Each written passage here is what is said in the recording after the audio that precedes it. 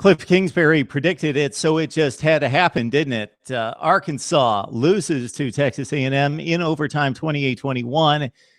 What does the Texas Tech head coach have to do with an Arkansas-Texas A&M game? Well, if you remember last week, he spoke out against Brett Bielema. They had quite the word battle back and forth. Kingsbury saying that Brett Bielema last summer at a Texas high school coaches clinic said that any team that doesn't have a fullback and a tight end, we're going to kick there. And then Kingsbury said, well, obviously, who was it? Toledo a couple of weeks ago kicked there, and we kicked there. And now A&M this week, they're going to kick there. And so Arkansas didn't necessarily have their kicked, but they did lose to Texas A&M 28-21. We will stop having you fill in the blanks now and recap the game. It went to overtime. Let's pick it up, though, with about 4 minutes left. Hogs leading 21-13. They had done a great job on offense of keeping the ball away from that lethal Aggies offense. Texas A&M with what I consider to be the best wide receiver core in college football, led by Christian Kirk and Josh Reynolds. Kyle Allen has done an exceptional job coming in as a freshman last season, gaining the starting job about midseason, won the big game on the Plains at Auburn, finished the season in style with a bowl win over West Virginia, and he has picked up as one of the top 10 quarterbacks in all of college football. And on this night, Allen, 21 of 28, 358 through the air, 2 touchdowns, no picks. But Arkansas was working its offensive game plan to perfection to keep the ball away from Allen and those wide receivers, churning it out with Alex Collins gaining 151 yards rushing on 26 carries. They had Texas A&M pinned deep in its territory inside the 15.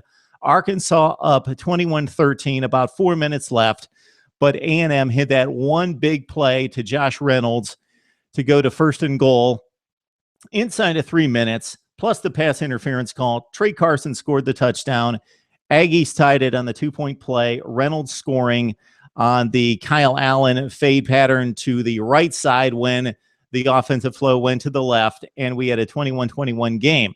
Arkansas ran it out to midfield. It looked like the Hogs may get in field goal possession.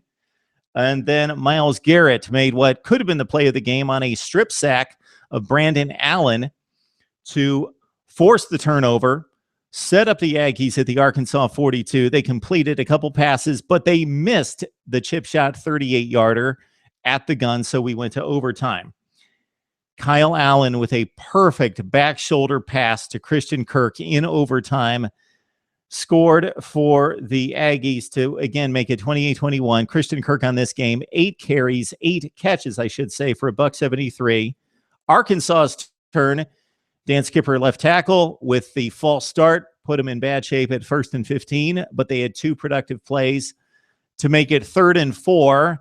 Then Brandon Allen made one of his few mistakes of the game on the last 2 plays of this contest.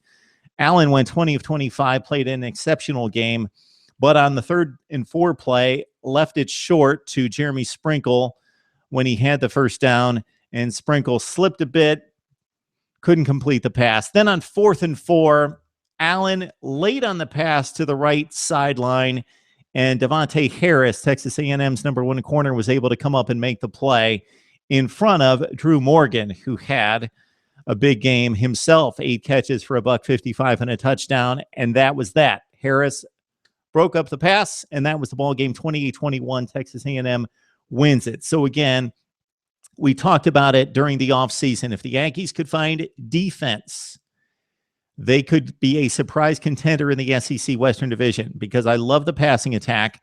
They do need to develop the running game. Arkansas loaded up on the run, held A&M to 20 carries for 65 yards. Carson only had 8 carries for 28 yards. So the Aggies need to balance the offense against the better teams, that for sure. But this defense is so much improved under defensive coordinator John Chavis in his first season in College Station, led by Myles Garrett, and those great recruiting classes in the past 3 years under Kevin Sumlin.